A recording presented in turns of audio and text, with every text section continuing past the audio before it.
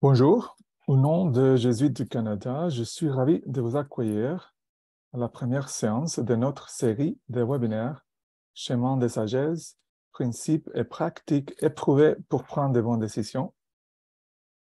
Merci de nous rejoindre aujourd'hui. Avant de commencer, je vais donner quelques instructions pour que ceux qui préfèrent le français ou qui préfèrent l'anglais en fait, puissent écouter la session dans cette langue. So, to choose the language of your preference, if you're on a computer, in the controls of your meeting or webinar, click on the button Interpretation and click on the language you wish to hear.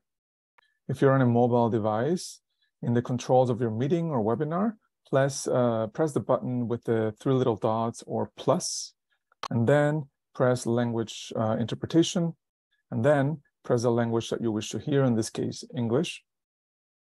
Please remember that language interpretation is not available when you access Zoom through a web browser. Alors, on continue. Commençons par reconnaître les peuples autochtones de toutes les terres sur lesquelles nous nous trouvons aujourd'hui.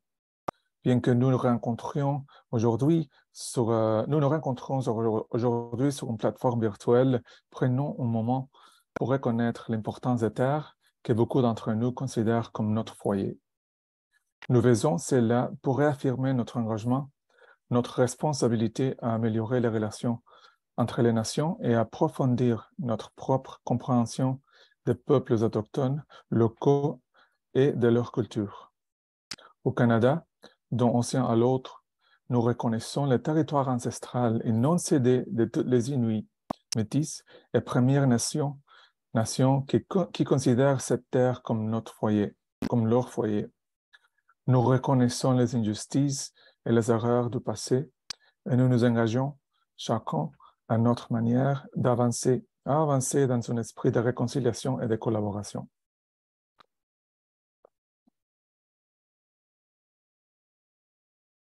La session aujourd'hui et jeudi aussi durera 90 minutes. Elle comprendra la présentation et un temps d'interaction entre nous. Veuillez, s'il vous plaît, saisir vos questions dans la boîte questions et réponses. Comme ça, elles seront plus visibles pour moi. Aussi, c'est important de se souvenir que les enregistrements de chaque session seront envoyés aux participants inscrits dans un délai de 3 jours ouvrables. 3 jours après la série de webinaires. Donc, après jeudi, 3 jours.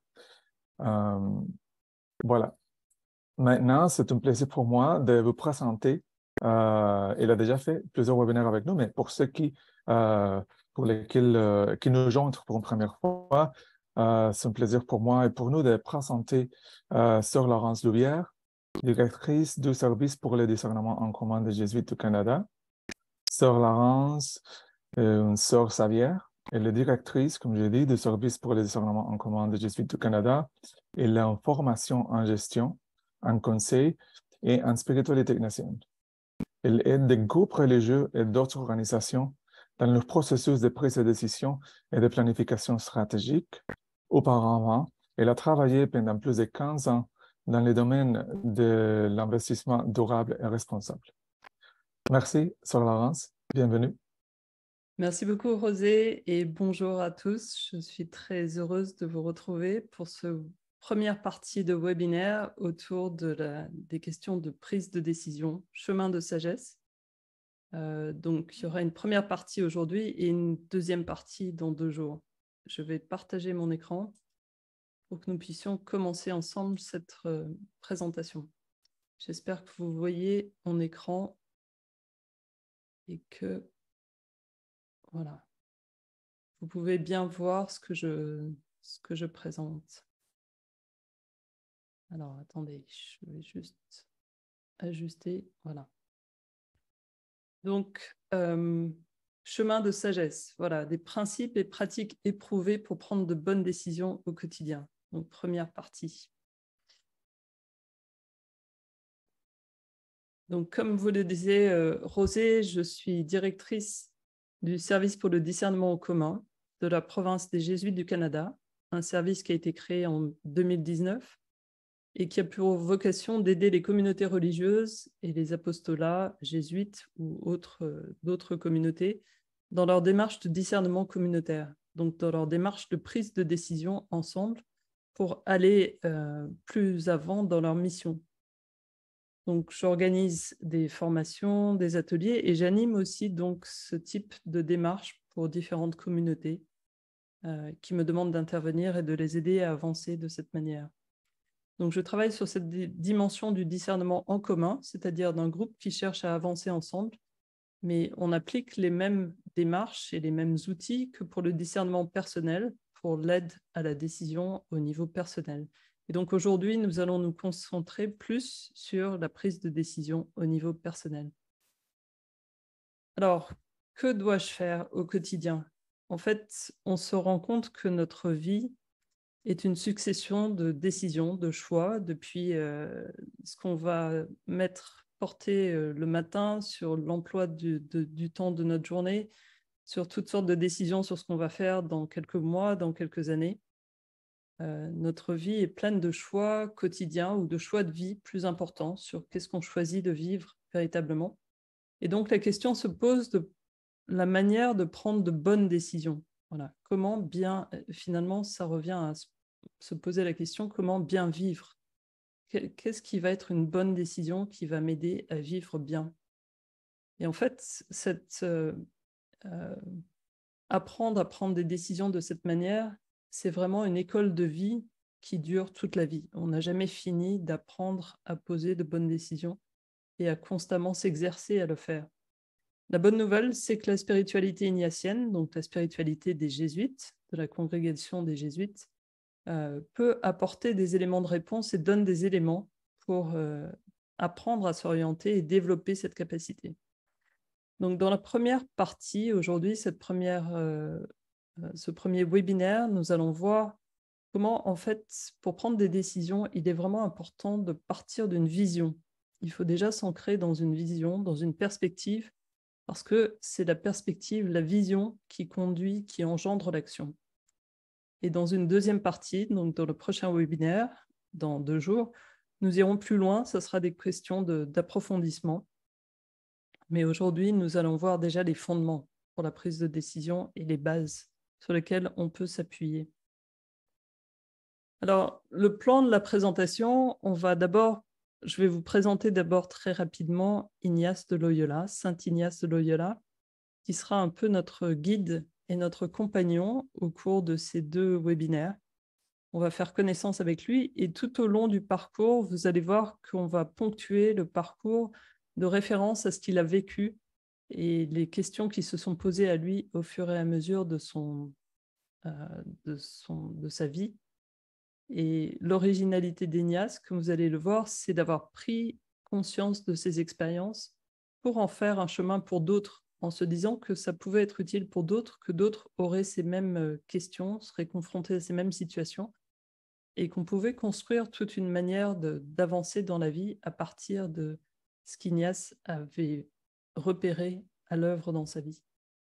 Donc un premier grand temps, après cette introduction autour d'Ignace de Loyola, un temps autour de cette question du désir et de l'horizon dans lequel on se place, c'est-à-dire de la perspective qui entre en jeu, et souvent de façon inconsciente, lorsqu'on prend des décisions. Ensuite, un deuxième temps où on verra comment justement avoir une vision, avoir une perspective conduit l'action, conduit la décision, oriente la prise de décision. Et puis on terminera la rencontre d'aujourd'hui avec un petit outil très simple mais très puissant pour justement retrouver une forme de liberté et se remettre déjà en capacité de prendre des décisions dans ce que nous vivons, dans ce que nous arrive. Et nous aurons pour terminer un temps de questions-réponses où vous pourrez vous poser vos questions dans le chat et j'essaierai d'y répondre. Et entre la première et la deuxième partie, et puis la deuxième et la troisième partie, je vous inviterai à prendre un petit moment de réflexion où vous puissiez réfléchir à ce qui vous a touché dans la partie en question et éventuellement, si vous le souhaitez, aussi contribuer via le chat, via l'outil de conversation, pour contribuer, pour envoyer et partager aussi ce que vous souhaitez à propos des réflexions que vous inspirent ces différents éléments. Donc, il y aura aussi des petits temps interactifs où je vais vous inviter à réfléchir pour vous-même et à prendre des notes. Voilà. Donc, nous allons commencer notre marche.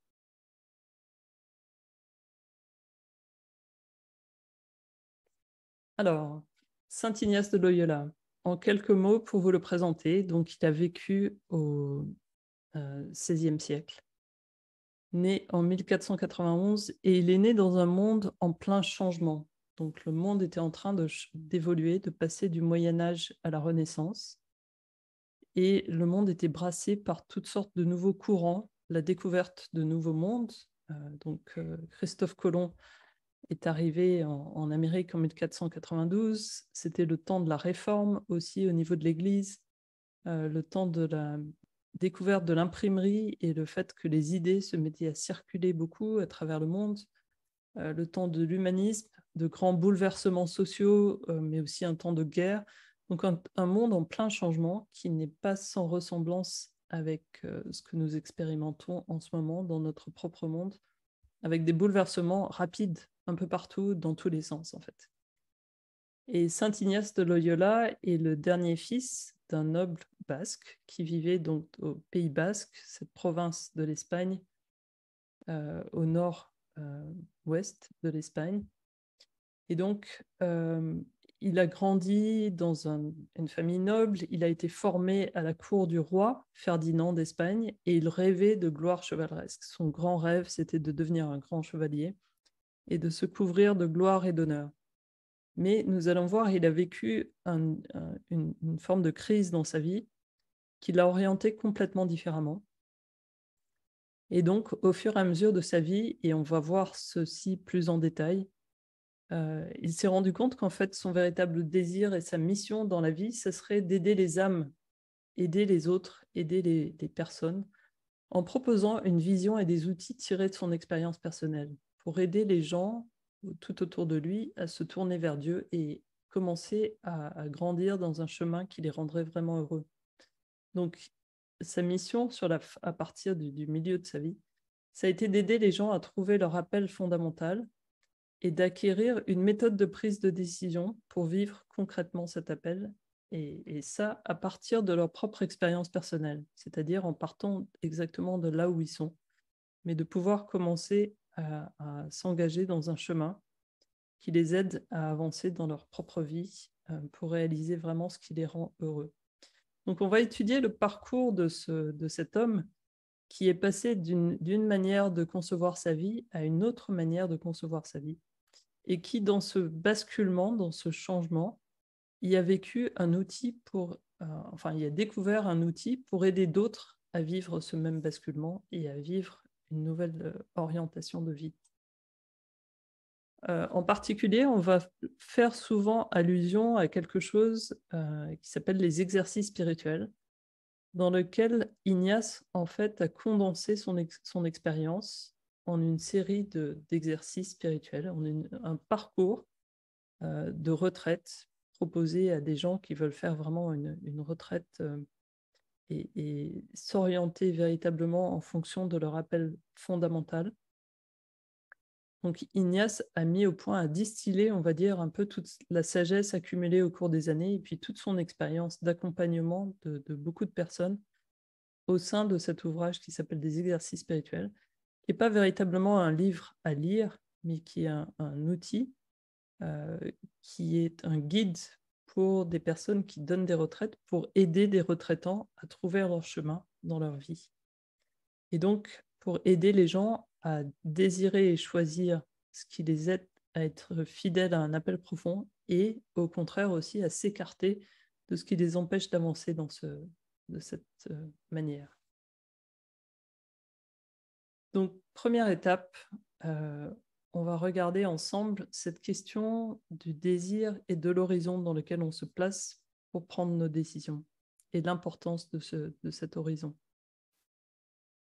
Alors, pour revenir à Ignace, donc, à propos de sa vie, donc Ignace, au début, était donc ce jeune gentilhomme qui rêvait d'honneur, de distinction, qui rêvait de faire carrière, une grande carrière militaire et de se faire remarquer. Mais malheureusement, il a vécu une bataille à Pamplonne alors qu'il avait 26 ans. Et il y a eu une blessure à la jambe très conséquente, en fait, qui lui a un boulet de canon, lui a broyé le genou et du coup, sa jambe a été rendue complètement inutilisable pendant pas mal de mois. Donc, il a dû partir en convalescence pour essayer de soigner sa jambe et il a dû passer de longs mois dans le château familial de Loyola à devoir attendre patiemment, après 2 chirurgies successives de son genou, que sa jambe se rétablisse et qu'il puisse recommencer à marcher. Il n'aura jamais récupéré complètement sa marche parce qu'il va continuer à boiter, mais il a dû passer de longs mois en convalescence dans le château familial. Mais en tout état de cause, cette blessure à son genou va sérieusement contrarier ses rêves de chevalerie possibles, en fait. Il s'est rendu compte que sa carrière, là, était brisée en même temps que son genou et qu'il ne pourrait pas recommencer exactement comme avant et continuer à faire ce qu'il avait envie de faire. Donc, il se retrouve vraiment dans un état de crise, dans un lieu où il se demande ce qui va lui arriver après et ce qu'il va faire par la suite. Et nous nous retrouvons aussi souvent dans des états dans lesquels nous devons nous demander voilà, comment avancer. Il se peut que des circonstances aient changé.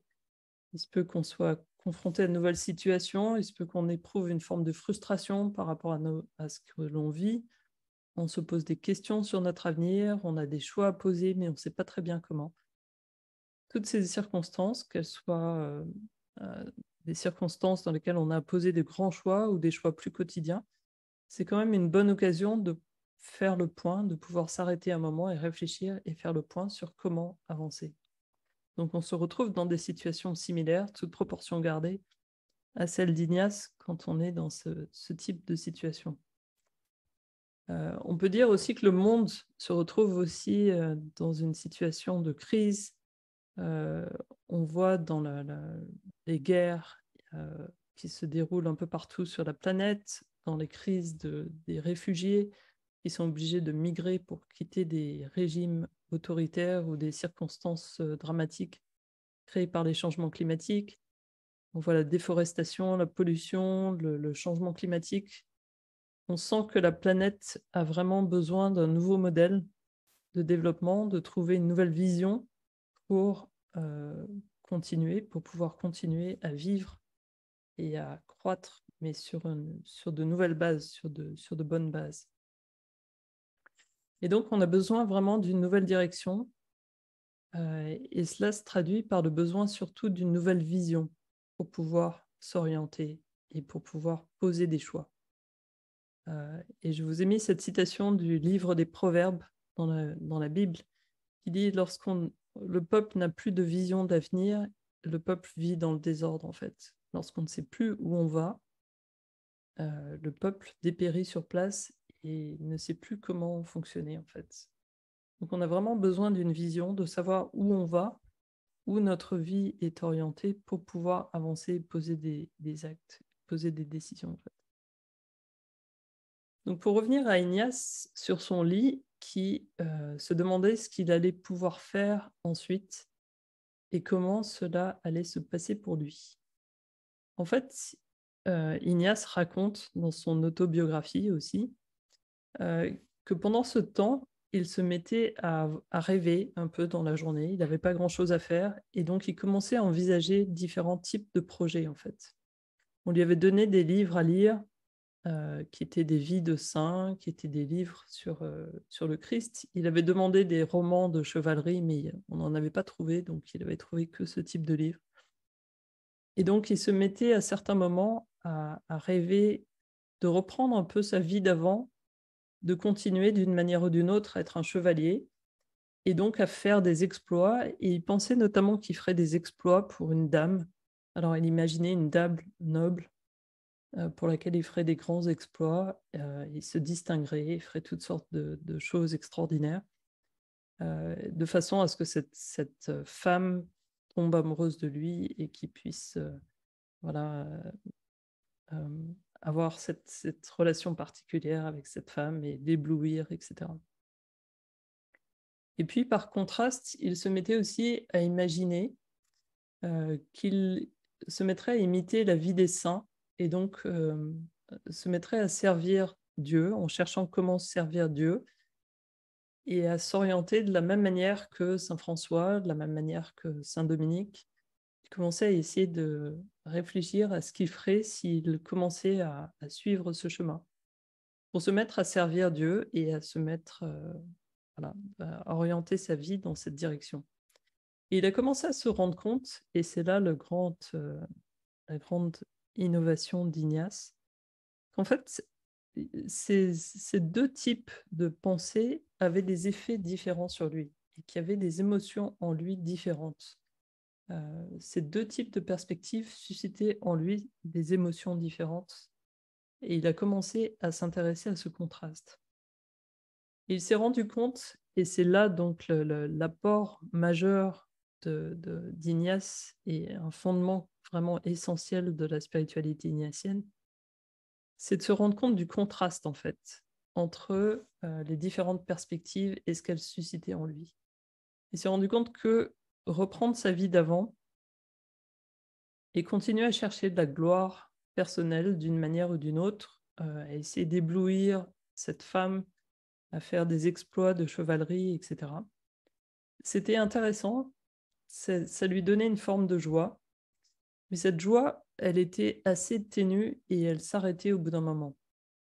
Il se rendait compte que, bon, voilà, c'était une perspective euh, qui avait de l'attrait, mais cet attrait ne durait pas. Cet attrait était comme quand on mange un bonbon ou quand on mange quelque chose de bon. Voilà, sur le moment, on apprécie, et puis au bout d'un moment, bon, voilà, cette sensation disparaît et on passe à autre chose.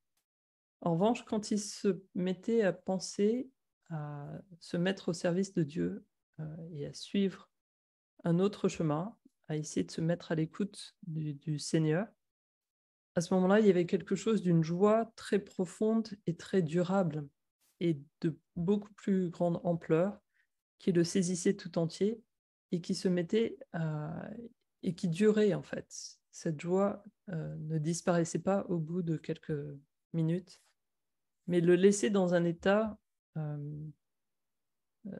de joie et d'enthousiasme et d'énergie qui durait. Et il a commencé à s'intéresser à ce contraste en repérant les différentes orientations et les différents impacts qui se produisaient en lui.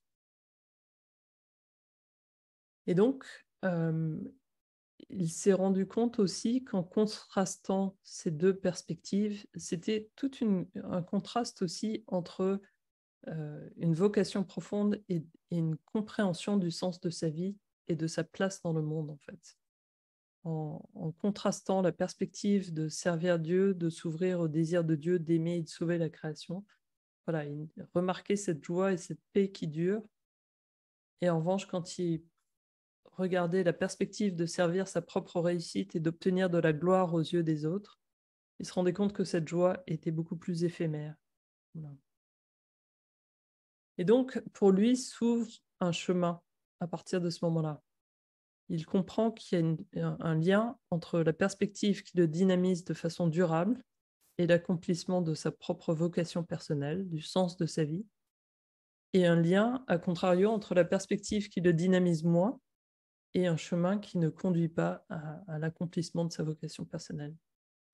Et donc, il se commence à repérer qu'il y a un chemin qui s'ouvre pour lui, pour suivre à la fois ce chemin vers Dieu qui l'emmène en même temps vers une version plus authentique de lui-même, en commençant à repérer dans son cœur et à choisir ce qui l'attire et ce qui les dynamise de manière durable.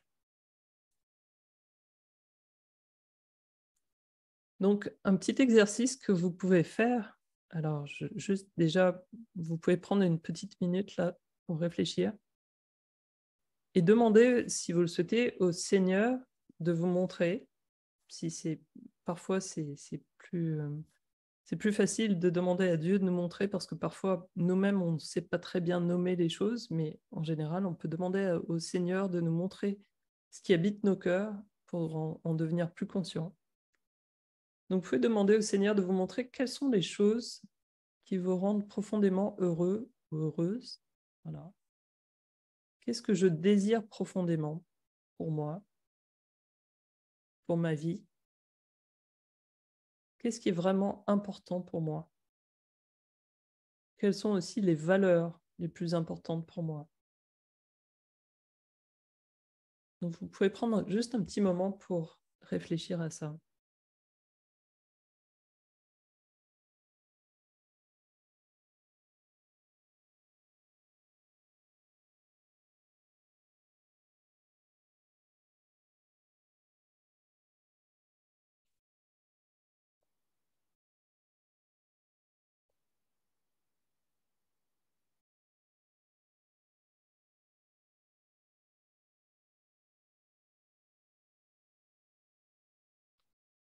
Voilà, donc prenez le temps de réfléchir et puis après ce webinaire, prenez le temps de revenir aussi à ces questions. N'hésitez pas à revenir aussi à ces questions. Et donc, Ignace découvre petit à petit, à partir de ce contraste, prend conscience en fait de l'importance de la perspective. Il en prend tellement conscience qu'il va en faire un élément important dans ce livre des exercices spirituels, un texte qui s'appelle le principe et fondement, qui se trouve vraiment au début des exercices spirituels, un peu en frontispice, dans lequel Ignace va expliquer que les êtres humains sont créés pour louer, respecter, servir le Seigneur et par là sauver leur âme. Et ainsi de suite. Vous allez voir. Après, il rajoute beaucoup de choses, mais ce qui nous intéresse là, au moment de notre parcours, c'est vraiment cette expression créée pour. Voilà. Donc la vie humaine a vraiment une orientation fondamentale qui est donnée par le fait d'être créée pour louer, pour révérer, pour servir Dieu, en fait. Cet élément fondamental qu'en fait notre vie vient de Dieu et trouve son accomplissement en Dieu. Voilà, on est créé par Dieu, pour Dieu en fait. Et notre vie a vraiment un sens profondément, une raison d'être, un appel profond qui nous permet de prendre notre place dans la création, dans l'univers tout entier. Voilà. D'où l'invitation et l'importance de pouvoir découvrir et vivre la grâce spéciale, l'appel fondamental que Dieu a mis en nous pour le bien de tous. Parce qu'aussi, ce qu'Ignace a découvert, c'est que chaque personne avait un appel particulier, une grâce spéciale que Dieu suscite et nous demande de donner pour le bien de tous. Voilà. Et pour les chrétiens, c'est vraiment redécouvrir ou se réapproprier cette grâce de notre baptême qui fait de nous des enfants de Dieu et par laquelle nous sommes invités à vivre partir de cette identité d'enfant de Dieu et avec toute la dignité et la liberté que cela veut dire en fait. Donc se réapproprier cette grâce de notre baptême et de notre identité profonde d'enfant de Dieu. Et Saint Paul, dans la première lettre aux Corinthiens, explique aussi ça, cette question de cette grâce que Dieu nous donne pour le bien de tous, donne à chacun quelque chose, des dons particuliers, une identité particulière qui est faite pour être donnée pour le bien de tous. Il dit, les dons de la grâce sont variés, mais c'est le même esprit. Les services sont variés, mais c'est le même Seigneur. Les activités sont variées, mais c'est le même Dieu qui agit en tout et en tous. Et donc à chacun est donnée la manifestation de l'esprit en vue du bien. Donc Dieu met en nous quelque chose qui vient de Dieu, qui est de Dieu, et qu'il nous invite à donner pour le bien de tous. Donc notre identité, notre vie prend sens dans cette perspective dans laquelle on est appelé à donner qui nous sommes pour le bien de tous. Et dans ces temps où nous cherchons une nouvelle perspective au niveau de la planète, au niveau du monde entier, Si vous ne les connaissez pas, je vous encourage à découvrir ces ouvrages, ces 2 livres. En fait, ces 2 grandes lettres publiées par le pape François. Une première lettre encyclique qui s'appelle Laudato Si, qui est en fait les premiers mots d'un cantique en italien, qui était un cantique de Saint François d'Assise, qui louait Dieu pour sa création. Et donc, les premiers mots, c'était Laudato Si, Omi Signore, donc sois loué, Seigneur.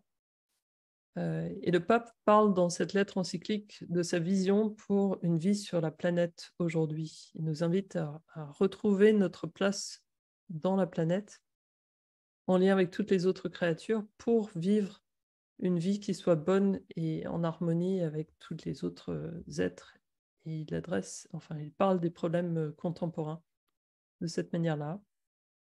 Et puis Fratelli Tutti, aussi une autre lettre plus récente, qui parle de la fraternité humaine et de la manière de vivre nos relations ensemble sur la planète. Donc un horizon pour vivre les relations sociales.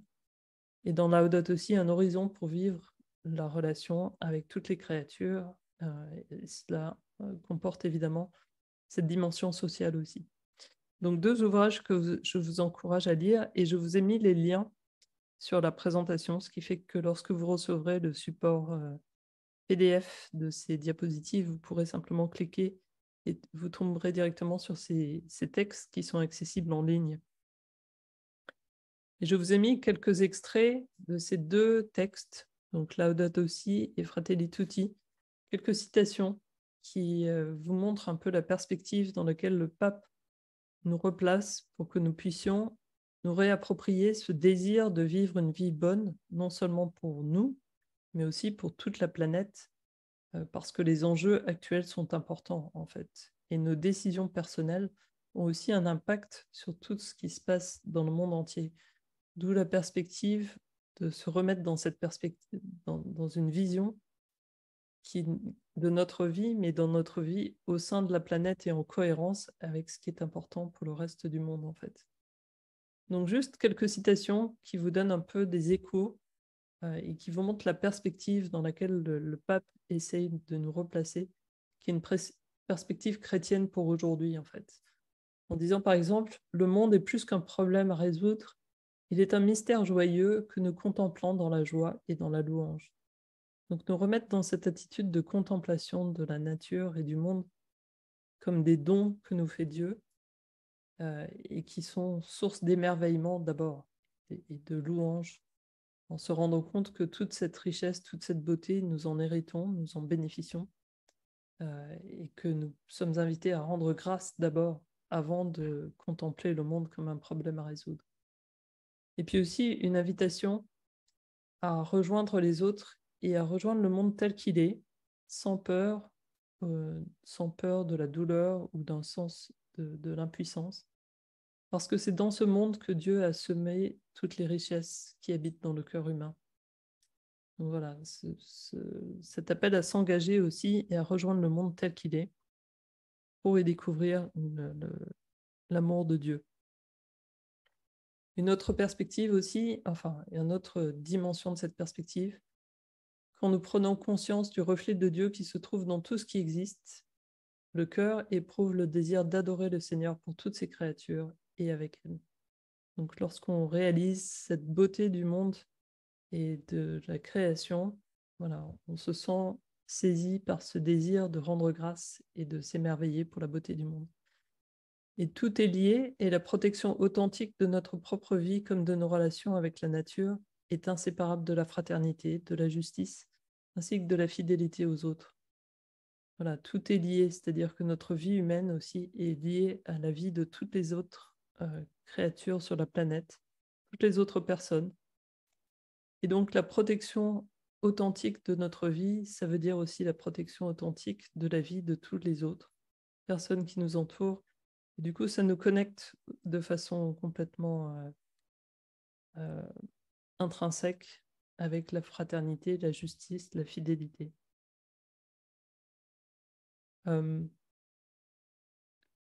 Quand on cherche, quand on commence à réfléchir au type de monde que nous voulons léguer aux autres générations, on commence à regarder le monde de manière différente. On réalise que le monde est un don que nous avons reçu librement et que nous devons partager avec les autres aussi. Et puis aussi une phrase dans Fratelli Tutti qui dit que la tendresse est le chemin à suivre par les hommes et les femmes les plus forts et les plus courageux. Donc des chemins de vie qui s'ouvrent, une manière d'être.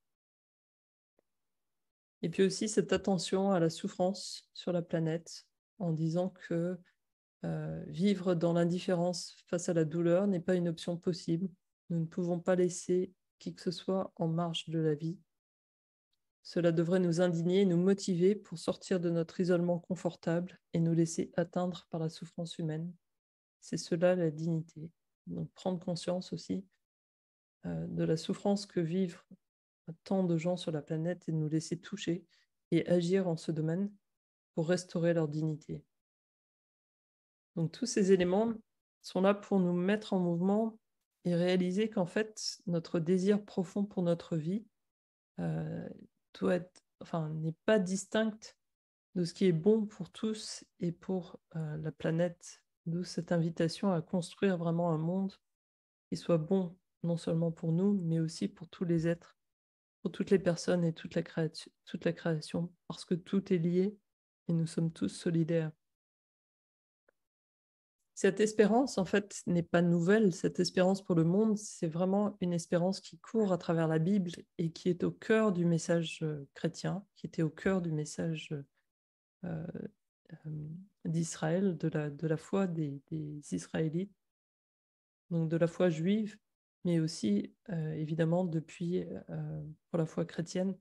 Et je vous ai mis simplement 2 extraits de prophètes qui se trouvent dans la Bible et qui, des milliers d'années avant le Christ, invitait le peuple d'Israël à mettre son espérance en Dieu et dans l'action que Dieu allait réaliser pour donner une vie bonne pour le peuple et pour toute la création. Vous voyez cette prophétie d'Ésaïe qui montre comment le loup habitera avec l'agneau, le léopard se couchera près du chevreau, le veau et le lionceau seront nourris ensemble, un petit garçon les conduira. Donc, et il n'y aura plus de mal ni de corruption sur toute ma montagne sainte, car la connaissance du Seigneur remplira le pays, comme les eaux recouvrent le fond de la mer. Donc cette vision, cette utopie, mais qui met en route parce que c'est ça qui motive et qui fait, qui nous ancre dans notre désir d'une vie bonne, non seulement pour nous, mais pour tous. Et puis cette prophétie d'Ézéchiel aussi, dans laquelle Dieu, par l'intermédiaire du prophète, dit au peuple qu'il va restaurer le peuple sur sa terre, lui donner un cœur de chair au lieu d'un cœur de pierre, lui donner son esprit et pouvoir vivre une vie bonne dans la terre que Dieu va lui donner en fait. Je vais vous donner le fruit des arbres et je vais rendre le produit des champs abondants pour que vous ne subissiez plus la famine à travers les nations. Donc une espérance qui court à travers toute la Bible, à travers toute la foi, et qui donne une perspective à la vie humaine et qui nous donne d'avancer avec confiance aussi que Dieu est à nos côtés pour faire advenir ce monde.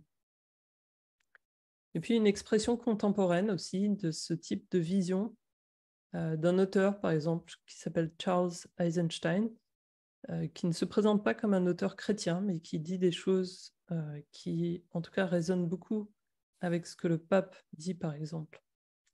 Et donc, dans son ouvrage qui s'appelle The More Beautiful World Our Hearts Know Is Possible, donc ce monde plus beau que nos cœurs envisagent, enfin voilà, nos cœurs savent que ce type de monde est possible. Donc, ils disent ce que nous voulons, c'est passer d'une société de domination à une société de participation, de la conquête à la co-création, de l'extraction à la régénération, du mal à la guérison, de la séparation à l'amour.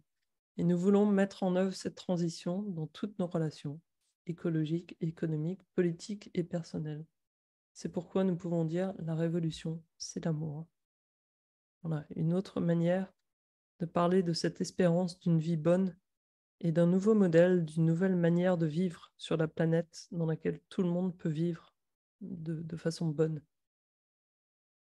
Voilà. Donc nous sommes créés pour... notre vie est vraiment une orientation de fond. Et l'horizon auquel nous aspirons constitue donc cette dynamique de fond qui va inspirer nos actions, en fait. Et donc, Ignace a réalisé et propose ça à toutes les personnes qu'il va aider par ses outils, par sa manière de faire, par sa spiritualité. Aider chaque personne à prendre conscience qu'on est créé pour nous donner à quelque chose de plus grand que nous et qui est vrai, bon et juste. Voilà. Et inviter à donner qui nous sommes par amour, librement, pour contribuer à un monde, construire un monde qui a du sens pour tous. Voilà. Donc une vocation personnelle, mais pour le bien de tous. Donc l'importance de se replacer dans cette orientation fondamentale. Voilà. Donc je vais vous donner un petit temps pour que vous puissiez prendre 2 minutes pour réfléchir. Qu'est-ce qui m'a le plus touché dans cette partie et qu'est-ce que je retiens pour moi-même?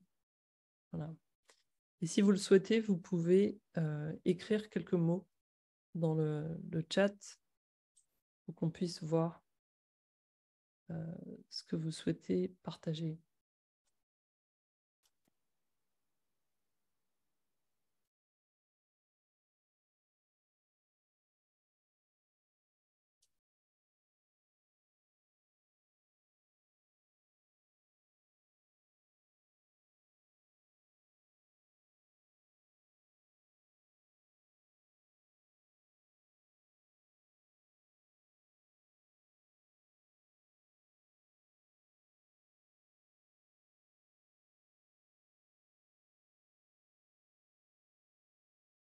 Merci, oui.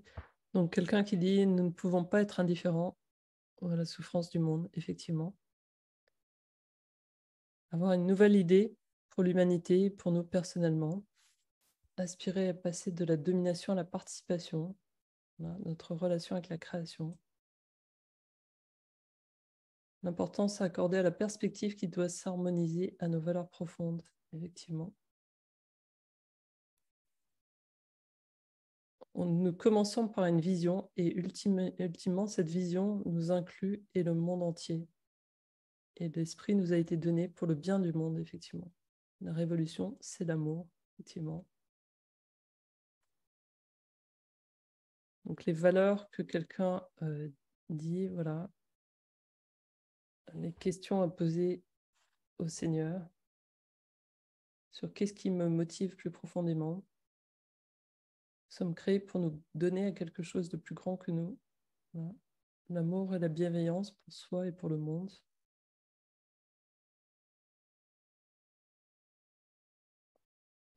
Que ce qui est bon pour moi est bon pour toute la création. Recevoir la création comme un don, ça fait du bien de le réentendre, ça remet dans la joie. Passer de la domination à la participation. Oui. La souffrance est inévitable et nous devons nous replacer, chercher un sens plus grand pour la souffrance qui est le Seigneur, effectivement.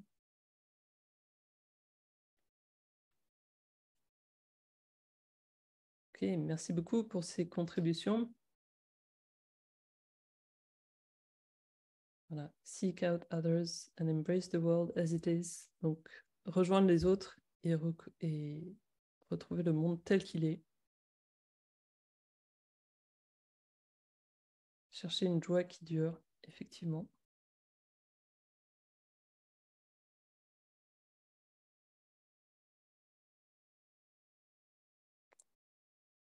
Merci beaucoup pour ces contributions.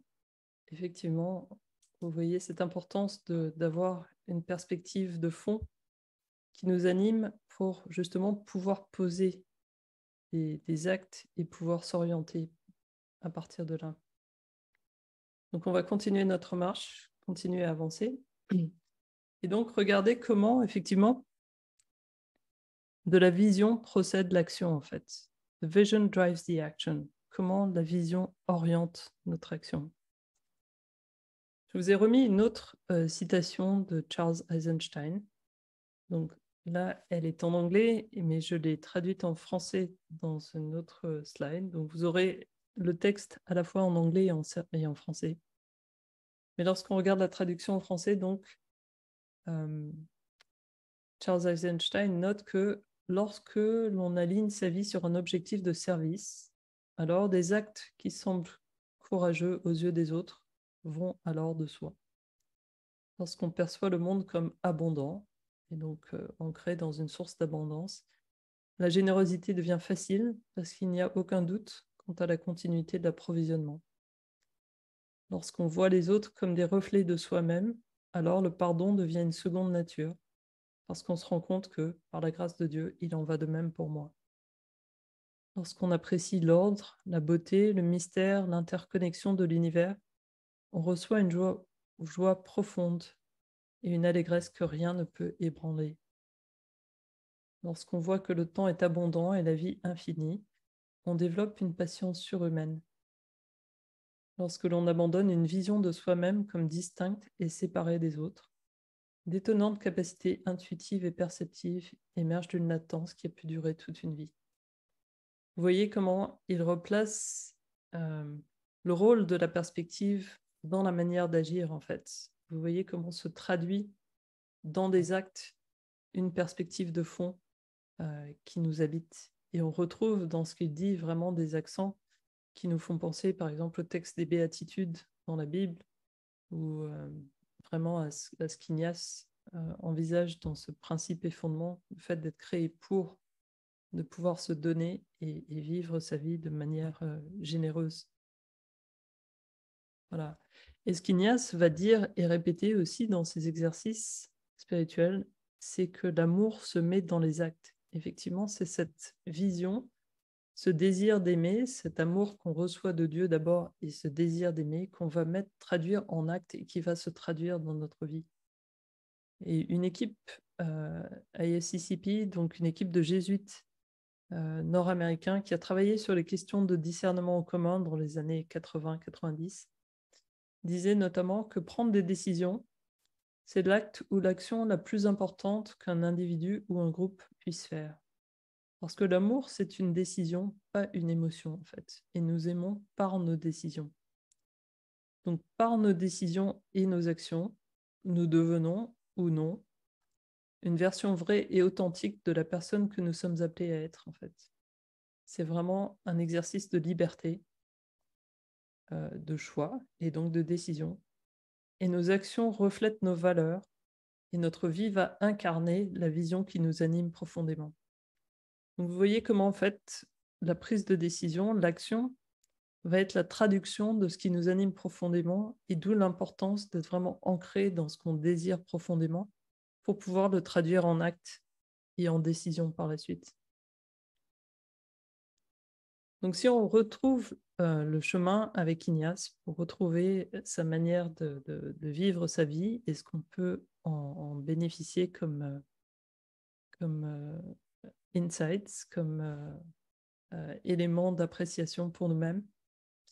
Donc Ignace, suite à sa conversion et cette expérience de contraste entre ces différentes perspectives, a commencé à se mettre en route, donc en suivant pas à pas, et ça a pris du temps, ça a pris de nombreuses années, en suivant pas à pas ce qu'il expérimentait comme joie profonde dans sa vie pour s'orienter et commencer à suivre un nouveau chemin de vie, en fait.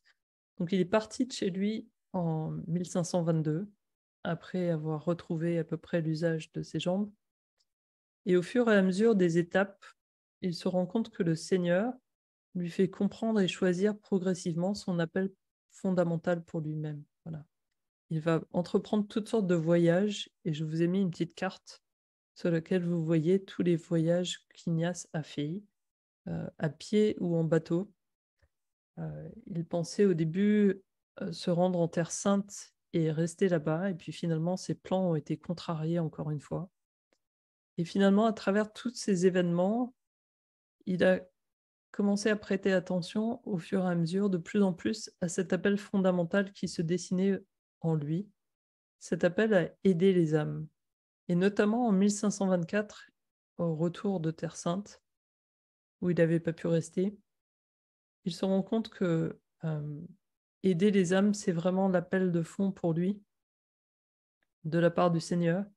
Et il va se mettre à retrouver, il se rend compte que pour le faire bien, il va falloir qu'il reprenne des études pour obtenir des qualifications et être en situation de pouvoir le faire correctement.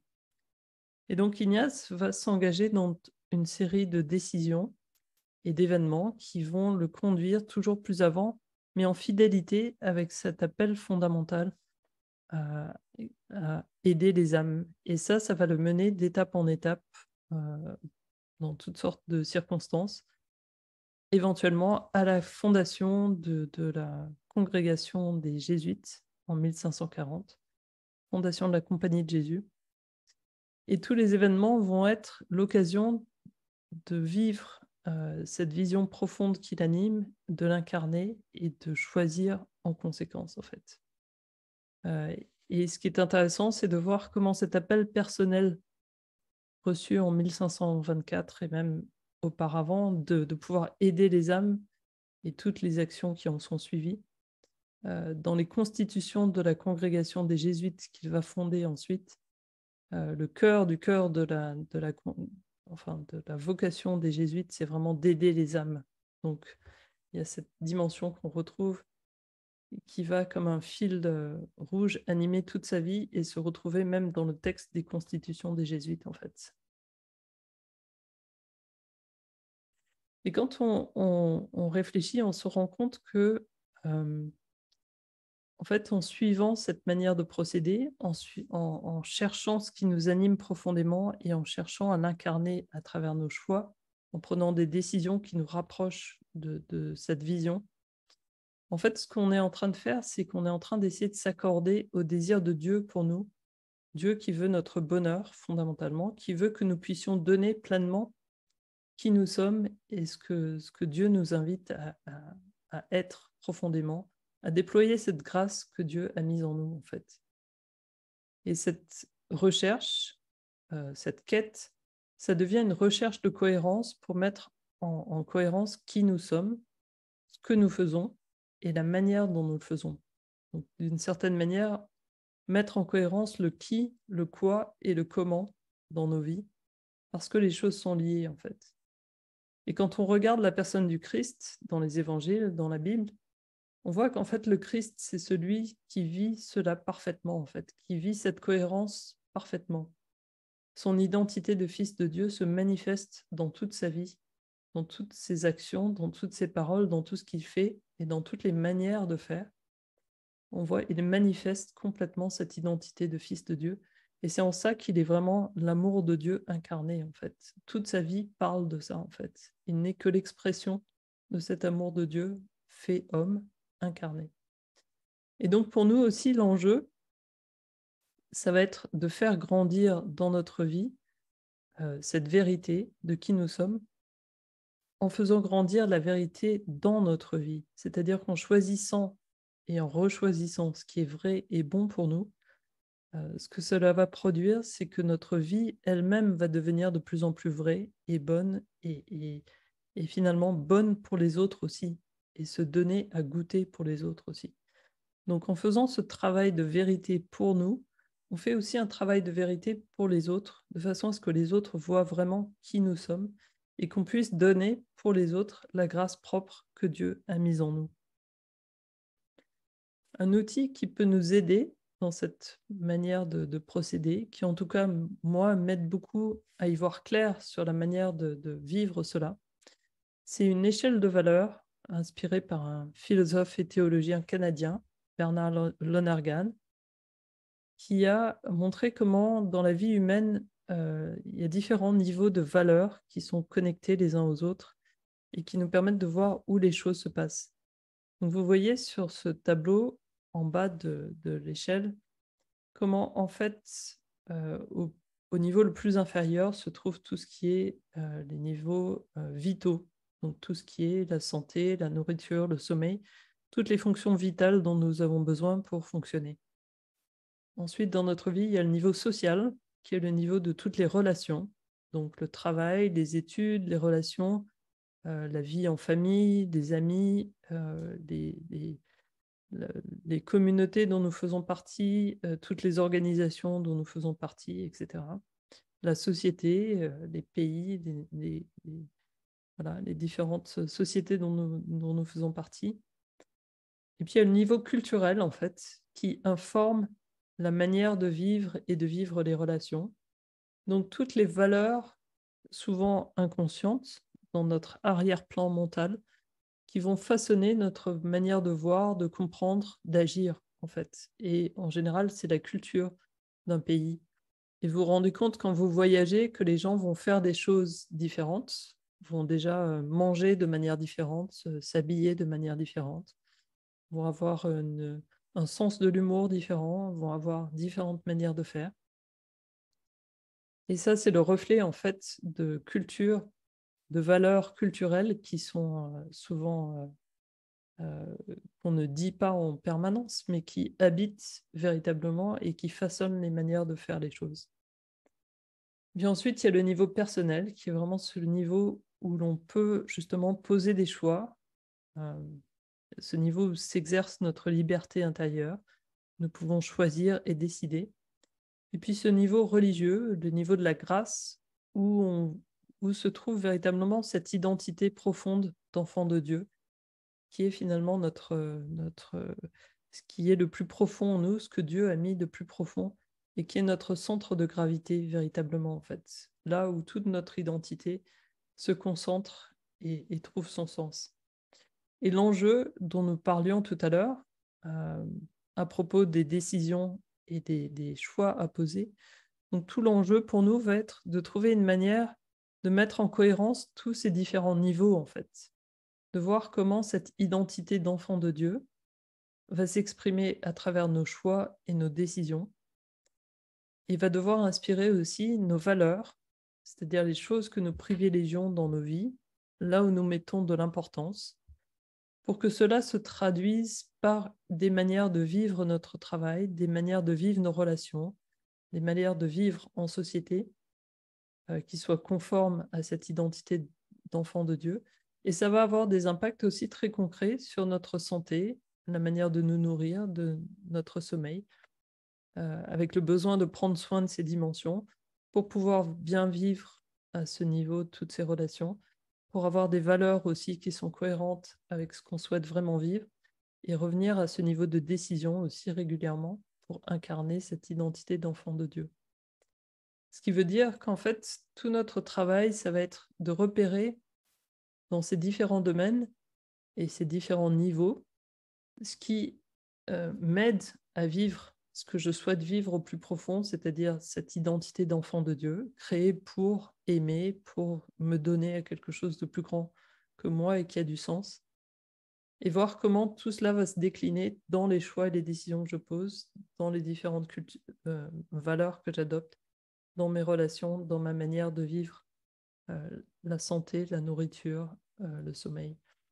Et ce qui est intéressant, c'est de repérer dans cette échelle que lorsqu'il y a quelque chose qui n'est pas dans cet alignement, une manière de le corriger, c'est d'intervenir au niveau supérieur. Si par exemple, je me rends compte que je n'ai pas assez de sommeil, je suis toujours fatiguée, etc., il va falloir que je change quelque chose au niveau social, c'est-à-dire dans la manière dont j'emploie le temps dans ma journée. Donc, trouver une manière d'ajuster l'horaire de ma journée pour pouvoir avoir le sommeil dont j'ai besoin.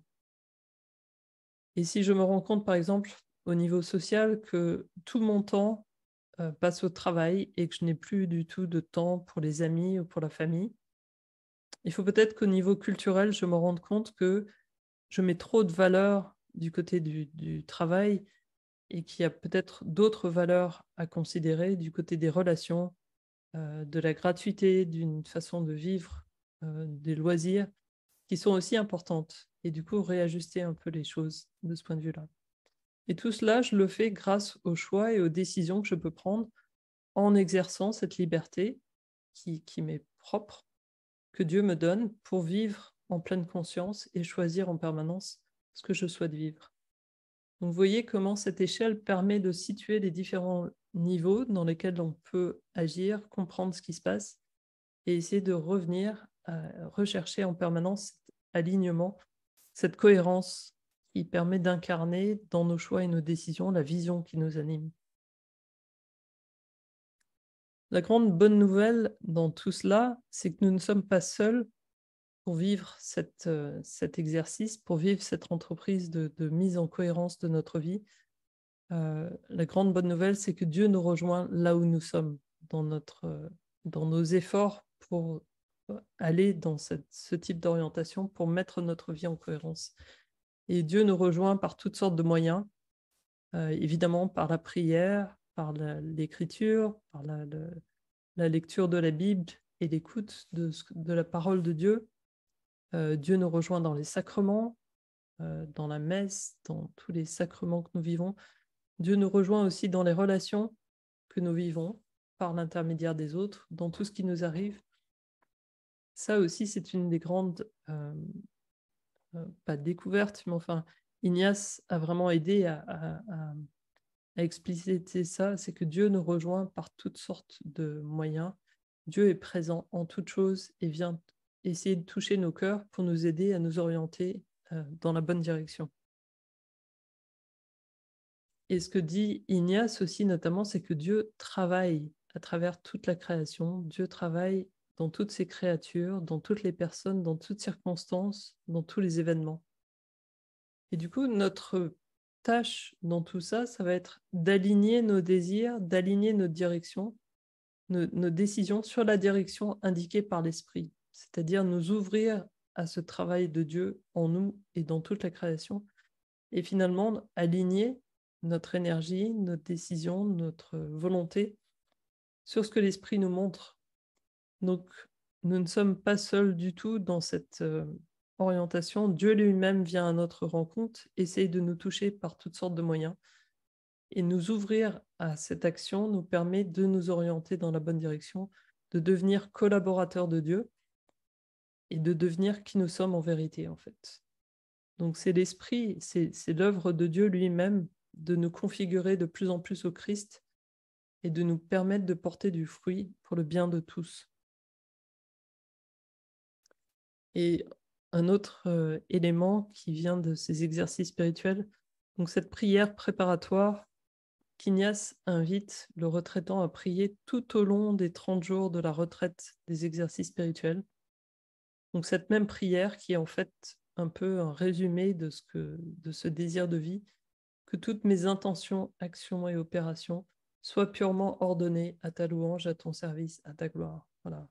Que toute ma vie, que toutes mes décisions, que toutes mes actions soient orientées vers cet accomplissement, vers ce bonheur que Dieu veut pour nous, vers ce service de Dieu et des autres qui nous rend vraiment heureux, profondément heureux en fait. Voilà, donc deuxième petit temps de pause pour que vous puissiez réfléchir un petit peu à ce qui vous a touché dans cette deuxième partie et qu'est-ce que vous retenez pour vous-même. Et n'hésitez pas à contribuer à nouveau dans le chat pour qu'on voit ce que vous souhaitez partager.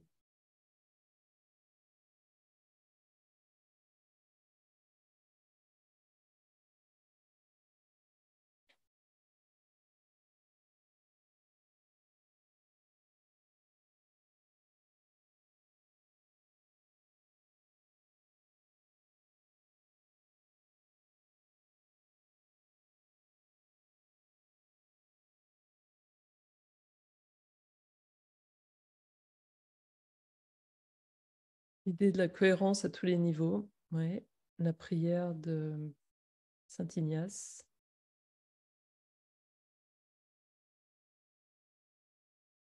Voilà. Comment est-ce que ma vie est alignée avec cette identité profonde d'enfant de Dieu? Voilà. L'amour est une décision. Nous accorder au désir de Dieu, intervenir au niveau supérieur, effectivement, devenir collaboratrice de Dieu. Donc une question peut-être pour la suite sur comment Ignace a eu cet appel.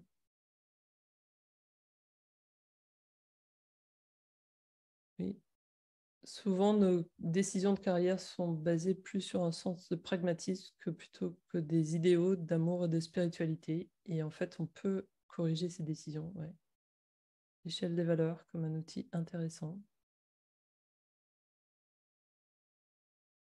Le bien pour voilà, porter du fruit pour le bien de tous et pas juste pour moi-même.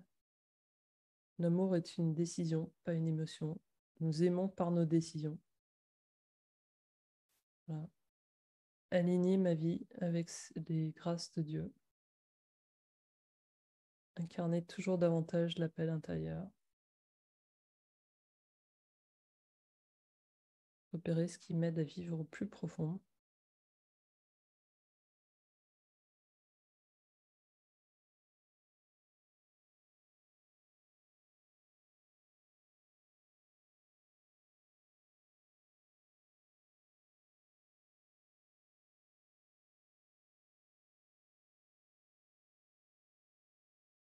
Merci pour vos contributions. On va continuer notre marche pour arriver au bout de cette présentation. Et donc, voilà, retrouver notre liberté pour choisir et agir. Voilà, comment retrouver un lieu dans lequel on peut choisir et agir. Et je vais vous proposer un premier exercice que vous pourrez faire personnellement. Donc, je vous ai mis le texte du principe et fondement des exercices spirituels pour qu'on continue à approfondir cette pensée d'Ignace et la manière dont il présente les choses et pour continuer à voir la cohérence dans tout ça. Donc, comme je vous le disais, Ignace commence ce numéro des exercices en disant « L'être humain est créé pour louer, respecter et servir Dieu et par là sauver son âme. Et les autres choses sur la face de la terre sont créées pour l'être humain et pour l'aider dans la poursuite de la fin pour laquelle il est créé. D'où il suit que l'être humain doit user de ces choses dans la mesure où elles l'aident pour sa fin et qu'il doit s'en dégager dans la mesure où elles sont pour lui un obstacle à cette fin. » Donc vous voyez cette invitation à l'action et au choix et à la décision qu'Ignace fait dans ce numéro des exercices, en disant que vraiment l'être humain doit constamment réfléchir sur la manière dont il utilise les choses qui sont à sa disposition, et donc les utiliser dans la mesure où elles l'aident, et au contraire s'en dégager dans la mesure où elles sont un obstacle à la fin, donc à l'orientation profonde qui est l'orientation profonde de sa vie. Donc ça suppose un exercice de repérage, et vous avez vu comment au début de sa conversion, Ignace a fait cette expérience de contraste dans les choses qu'il habitait. Et donc cette première expérience de contraste, c'est vraiment la première étape pour ensuite pouvoir poser des choix et avancer. Il faut se rendre déjà attentif au début à ce qui, aux différences dans notre propre cœur et à ce qui se passe dans notre propre cœur. Et donc, pour commencer la démarche, pour commencer la route, une méthode sûre, c'est de s'ancrer dans la gratitude. On a vu que dans la perspective chrétienne, dans le fait que notre vie, on la reçoit de Dieu et elle est pour Dieu et pour les autres,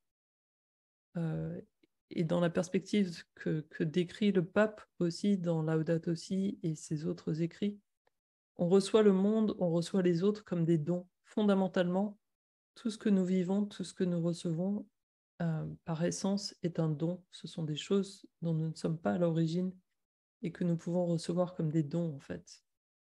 Et donc, la route de la gratitude est sûre dans le sens où elle nous met dans ce bon lieu de cette capacité à recevoir et à louer, à s'émerveiller du don reçu, en fait.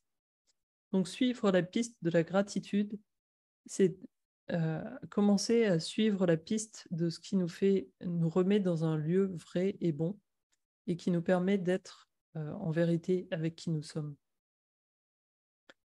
Donc, commencer de cette manière-là et faire un petit exercice quotidien de repérage dans ma vie à propos de ce qui est vrai et bon et qui me met dans la gratitude et au contraire de ce qui ne me met pas dans la gratitude. Voilà, un petit exercice à faire au quotidien, à la fin de la journée par exemple. à nouveau, demandez au Seigneur de vous montrer pour quel moment aujourd'hui je ressens le plus de gratitude et, à contrario, pour quel moment je ressens le moins de gratitude. Voilà. Et d'autres manières d'expliciter cette question, d'autres manières de se poser cette question, je vous ai mis d'autres formulations possibles. Quand est-ce que j'ai le plus donné et reçu aujourd'hui? Ou bien quand est-ce que j'ai le moins donné et reçu? Quand est-ce que j'ai été le plus heureux ou bien le plus triste? Quand est-ce que je me suis senti le plus vivant? Ou est-ce que quel moment j'ai été le plus épuisé? Quel a été le point culminant de la journée? Quel a été le point bas de la journée? Quand est-ce que j'ai eu le plus grand sentiment d'appartenance à moi-même, aux autres, à Dieu et à l'univers? Au contraire, quand est-ce que j'ai eu le moins de sentiment d'appartenance? Donc, différentes manières de se poser cette question, mais une occasion de revenir à cette expérience de contraste, en fait. Et à nouveau, en s'ouvrant finalement à l'action de l'esprit qui lui-même va nous montrer ce pourquoi nous ressentons le plus de gratitude et ce pourquoi on ressent le moins de gratitude. Donc là aussi, n'hésitez pas à vous appuyer sur Dieu lui-même qui peut vous montrer ça plutôt que d'essayer de le chercher et de le ruminer en soi-même si jamais ça ne monte pas dans son cœur de façon claire. Donc voilà, un petit exercice à faire chaque jour et vous allez voir que vous allez finir par retrouver un chemin qui va se connecter au fur et à mesure. Vous allez pouvoir repérer ensuite des motifs qui reviennent, des éléments qui reviennent et qui vont pouvoir commencer à vous attirer l'attention sur votre appel profond et ce que Dieu peut vous dire à travers tout ce que vous vivez. Donc, je vous ai mis la diapositive aussi en version anglaise. Vous aurez, pour les anglophones, vous aurez aussi cette version anglaise de ces questions. Voilà, et à partir de ça, notez jour après jour ce que vous avez reçu pour ce petit moment de prière, de réflexion. Et à la fin de chaque semaine, relisez vos notes et vous allez voir ce qui commence à apparaître au fur et à mesure du chemin et des choses qui reviennent et qui reviennent et qui reviennent, à la fois dans ce qui vous motive profondément et à la fois dans ce qui, au contraire, est plus difficile ou ceux pour lesquels vous rendez le moins grâce. Et vous allez voir au fur et à mesure ce qui se dessine. Et vous commencerez à avoir un peu un sens de ce qui se passe en vous et des directions, des perspectives de fond, justement. Voilà, donc en conclusion de cette présentation, prendre de bonnes décisions, ça nécessite d'être ancré dans ce qu'on désire profondément, dans son appel profond, donc de reconnecter avec cette vision profonde qui nous anime et qui est dans nos cœurs. Et ça nécessite aussi de pouvoir distinguer ce qui nous dynamise durablement et qui est en accord avec cette vision profonde, et au contraire, ce qui épuise notre énergie et qui est donc un signe que ce n'est pas en accord et donc quelque chose dont il faut s'écarter ou s'éloigner. Et donc, ça suppose ce travail de repérage, de distinction, de discernement, voilà, de tri. Et au final, finalement, prendre des décisions dans cette perspective, c'est moins résoudre des problèmes, chercher à résoudre des problèmes, que nous laisser conduire par l'esprit qui nous accompagne toujours. Donc, c'est moins finalement essayer de résoudre des choses que finalement se laisser inspirer, se laisser guider pour pouvoir suivre un chemin qui se dessine et qui part de notre expérience, qui part de notre vie très concrète. Voilà. Et nous allons approfondir justement cette manière de reconnaître les orientations, ce qui nous anime, en allant un peu plus loin dans ce contraste justement entre ce jeu des forces qui travaillent dans nos cœurs. Dans le prochain webinaire, nous allons donc creuser davantage cette section. Donc, je vous invite à revenir si vous voulez en savoir plus. Et donc, petite question à la fin de cette présentation pour vous donner l'occasion de réfléchir. Voilà, qu'est-ce qui vous a le plus touché dans cette présentation? Qu'est-ce que vous retenez pour vous? Et à nouveau, je vous invite à contribuer dans le chat.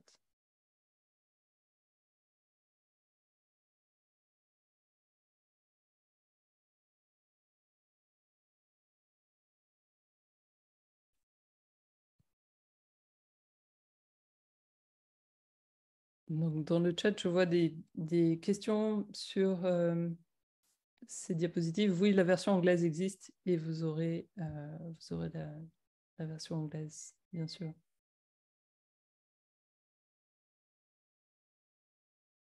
Voilà, être ancré dans la gratitude.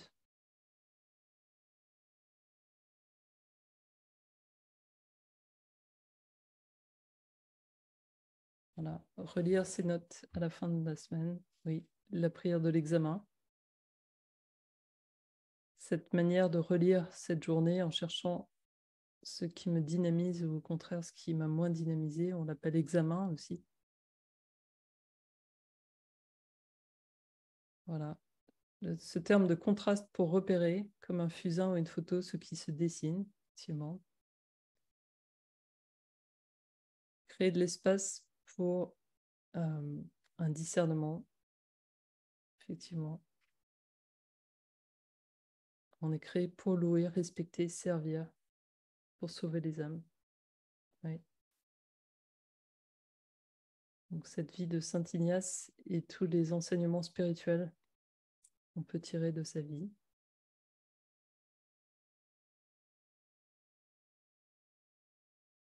Faire des examens de conscience, effectivement. Travailler, être en accord avec son appel profond.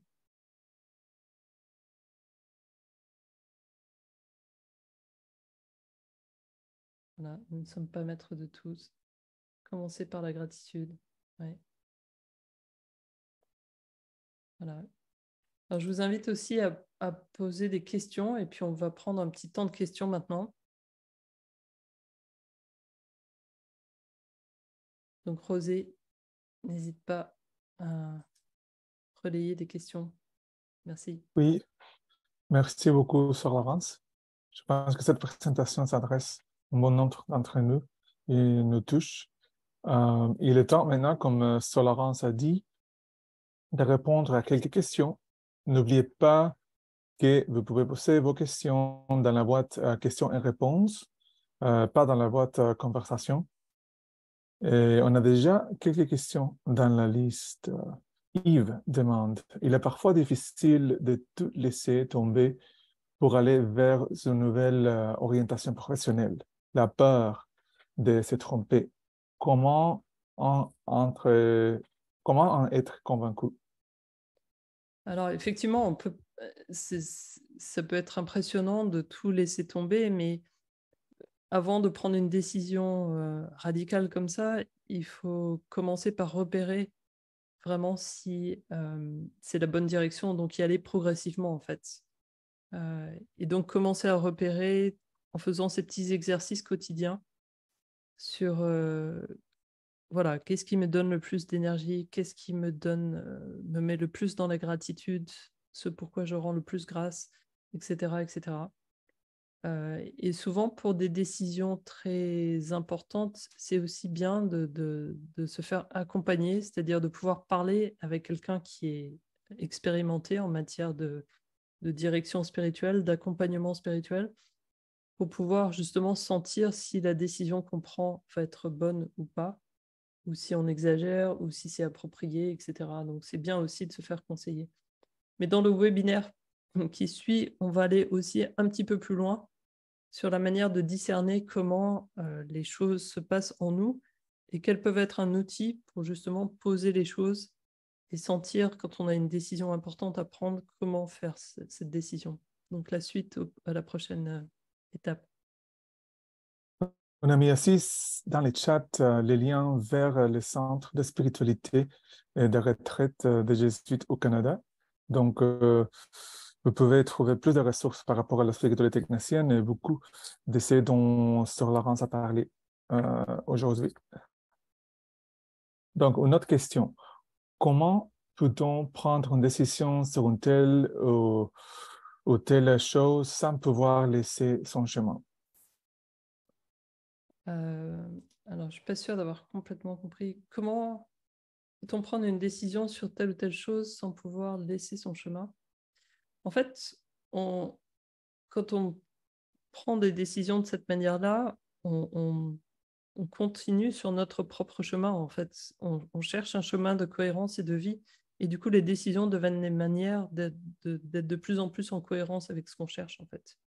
Donc, toutes les occasions de prendre des décisions deviennent des occasions d'inscrire une forme de cohérence dans notre vie. Et quelqu'un a demandé s'il y aura de la traduction vers l'anglais. Oui, elle est déjà disponible dans la session sur les boutons interprétation, mais on partagera aussi les enregistrements des sessions dans chaque langue. Donc, ça sera disponible dans 3 jours ouvrables après la session. Une autre question, quelqu'un demande si Bernard Lonergan a écrit un livre sur les sujets, Euh, de l'échelle des valeurs. non, en fait, il n'a pas écrit de livre du tout. Il a écrit, ça, cette mention se trouve dans un ouvrage qui s'appelle Method in Theology, donc méthode en théologie, mais c'est un passage très court dans l'Onergan. Donc, j'ai développé un petit peu sa pensée en élargissant un petit peu ses dimensions.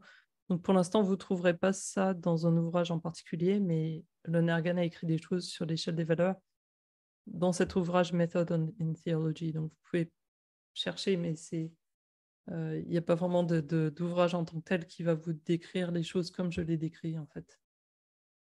Est-ce qu'il y aura des livres qui s'inspirent par les mêmes modèles éthiques En fait, il y a beaucoup d'ouvrages de spiritualité ignatienne qui reviennent à cette question de la perspective de fond, à cette question du mouvement des esprits en nous, qu'on va voir plus en détail pour dans la prochaine rencontre. Mais il y a beaucoup d'ouvrages de spiritualité ignatienne sur lesquels vous pouvez vous reporter pour aller plus loin ou retravailler ces questions, bien sûr.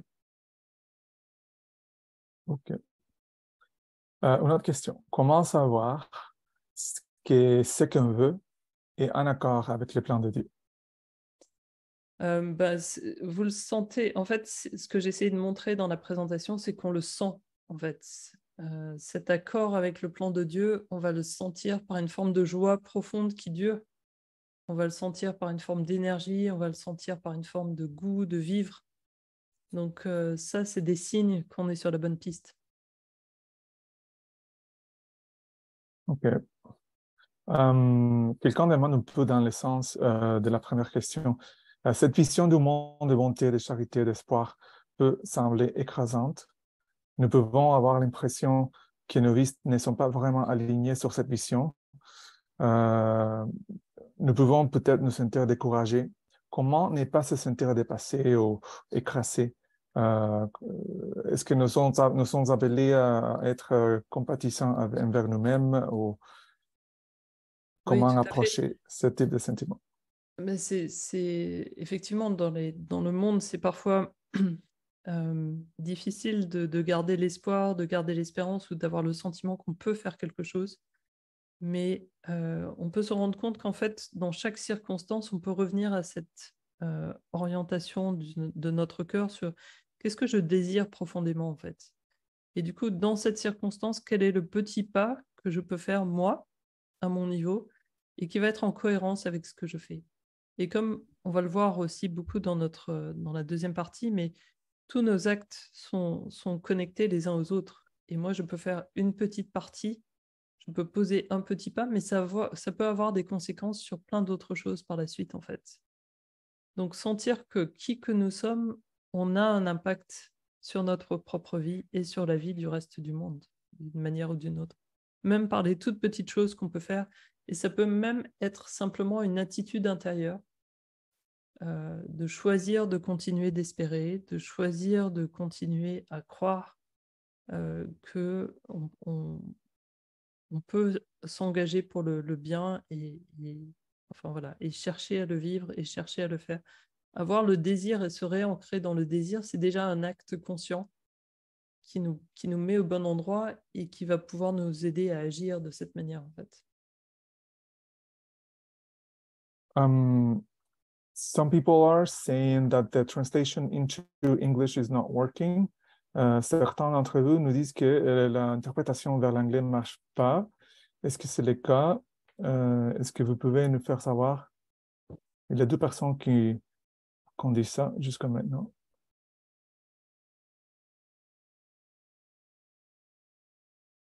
Albert, est-ce que tu es là? OK, parfait, parfait. Merci aux interprètes. Et merci aux participants de nous faire savoir. Thank you to everyone. Une autre question. Quelqu'un demande quand sera la prochaine session? La prochaine session sera jeudi à midi, à la même heure. Et vous pouvez utiliser les mêmes liens que vous avez utilisés aujourd'hui.